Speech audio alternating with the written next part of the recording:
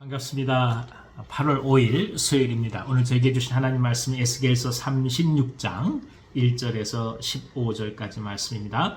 에스겔서 36장 1절에서 15절 말씀을 읽어드리겠습니다. 인자야, 너는 이스라엘 산들에게 예언하여 이르기를, 이스라엘 산들아, 여호와의 말씀을 들으라.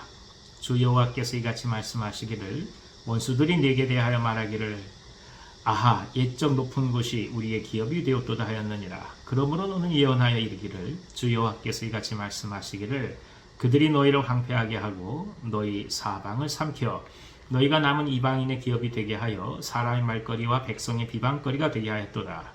그러므로 이스라엘 산들아, 주 여호와의 말씀을 들을지어다. 산들과 맷뿌리들과 시내들과 골짜기들과 황폐한 사막들과 사방에 남아있는 이방인의 노략거리와 조롱거리가 된 버린 성읍들에게 주 여호와께서 이같이 말씀하셨느니라.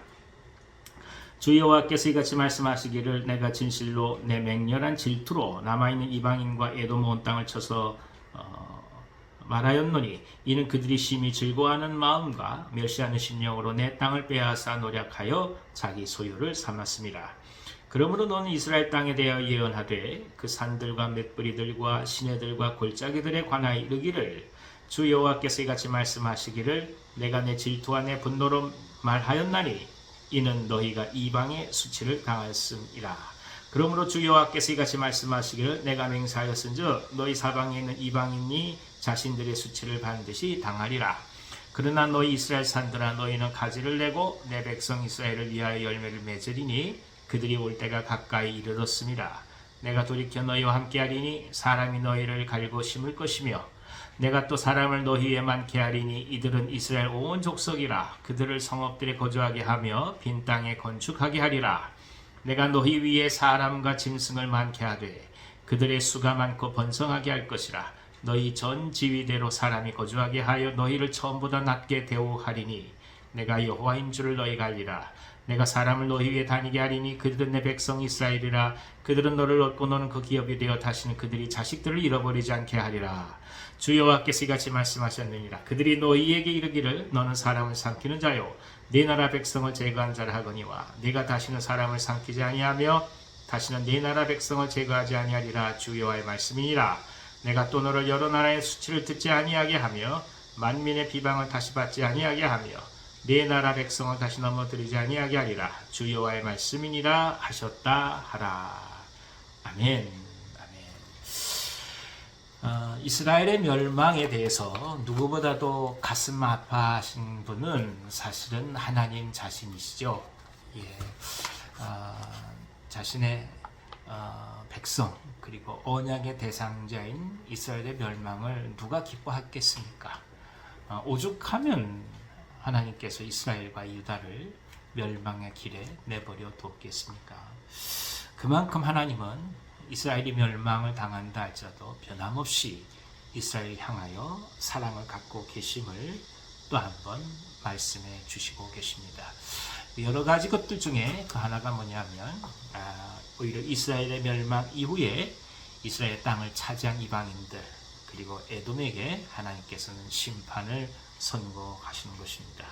그리고 동시에 이스라엘의 회복에 대해서 말씀하십니다. 멸망과 동시에 회복을 얘기하신 것이죠. 그러니까 멸망 그 자체가 목적이었다고 한다면 그냥 심판으로 끝나가 마는 것이죠. 근데 하나님은 심판으로 끝나는 것이 아니라 그 심판은 결국 이스라엘을 돌이키게 하기 위함이요, 이스라엘을 하나님의 백성으로 다시금 세워가고자 하시는 하나님의 역사였던 것을 또 한번 말씀해 주고 있는 것입니다. 그래서 이스라엘이 가지를 내고 또 열매를 맞고 훗날 성읍들에 거주하며 빈 땅에 건축할 것이라. 이렇게 심판 멸망과 더불어서 재건과 회복을 동시에 약속해 주고 계시는 것입니다. 우리 여기서 깊은 하나님의 사랑과 배려에 대해서 또 한번 말씀을 통해 보게 됩니다. 심판과 동시에 회복을 이미 시작하시는 하나님의 사랑, 그것이 오늘 말씀의 가장 중요한 요지라고 볼 수 있습니다. 곧 하나님은 회복을 준비하시면서 그 심판을 허락하실 정도로 그 백성을 사랑하십니다. 이것이 우리에게는 가장 큰 희망이 되죠. 고난과 역경, 심지어는 우리의 잘못을 인해서 현실적인 보응이 있다 할지라도 그럼에도 불구하고 계속 희망을 붙들고 놓치지 않는 이유는 하나님께서 우리에게 주신 이 고난과 동시에 언제나 회복의 약속과 회복의 계획을 갖고 계심을 오늘 말씀을 통해서 보여주시기 때문입니다. 이것이 중요합니다. 우리가 인생을 살면서 죄를 지을 때도 있고 자기 욕심에 못 이겨서 넘어질 때도 한두 번이 아닙니다. 하나님의 뜻과 하나님의 말씀을 듣고 알면서도 불구하고 우리가 갖고 있는 이익이라는 것을 넘지 못해서 쓰러지고 넘어질 때도 많이 있습니다.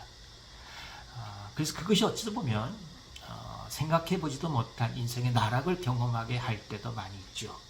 현실적으로 가장 비참한 상황, 고난의 상황에 들어갈 때도 많이 있습니다. 지금 이스라엘처럼 나라를 잃고 완전히 노예가 되어서 멸망당하여 이방 땅에 끌려가는 경우도 있을 것입니다.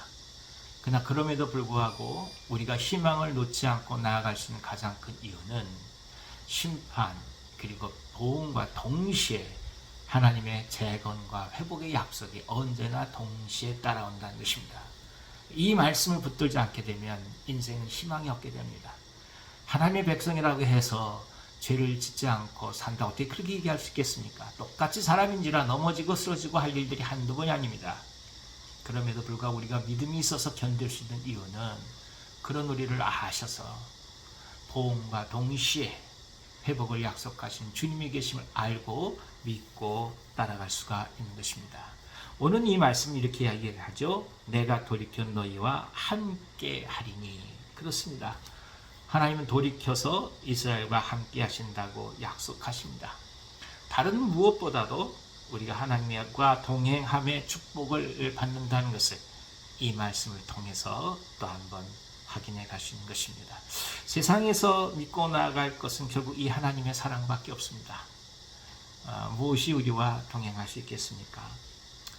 실수를 많이 할 수밖에 없는 것이 인간이고 또 죄를 지을 수밖에 없는 것도 인간이고 낙심할 수밖에 없는 것도 인간이고 절망할 수밖에 없는 것도 인간이지만 그런 가운데 하나님의 회복의 약속이 동시에 있음을 알기 때문에 그 사랑에 의지해서 오늘을 살아갈 수 있는 것 아니겠습니까?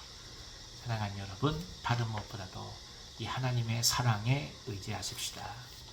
완벽하지 않은 것이 인생입니다. 완벽하지 못하다고 절망하기보다 하나님의 은혜를 붙드시고 하나님과 동행하시는 삶을 위하여 기도하며 그 은총을 구하는 우리 모두 되기를 간절히 기원합니다. 기도하겠습니다. 하나님 아버지, 우리가 무엇을 붙들고 나가겠습니까? 죄를 짓지 않는 우리들의 완벽함이겠습니까? 결국 죄를 지을 수밖에 없는 우리 자신들을 발견하면 발견할수록 더더욱 절망할 수밖에 없는 것이 우리들의 삶이 오니 오직 하나님의 은혜를 더하여 주셔서 성령의 놀라운 역사하심으로 우리가 그리스도의 사랑을 더불어 살아갈 수 있는 존재라는 것을 깊이 깨닫게 하여 주시옵소서. 하늘의 은혜를 구하게 하여 주시고 더불어 함께 살아가신다는 주님의 약속을 붙들고 오늘을 살아가게 하여 주옵소서. 하늘들을 지켜주시고 은혜를 허락해 주시고 나음을 허락해 주시옵소서. 세상에 다른 것을 붙들미 아니 하나님의 사랑을 붙들고 오늘 가려고 합니다. 그 힘을 주셔서 담대히 걸어가게 하옵소서. 환우들을 지켜주시고 회복이 있게 하옵소서. 예수님의 이름으로 감사하며 기도하옵나이다. 아멘. 아멘. 오늘 하루도 기쁨으로 승리하시기 바랍니다.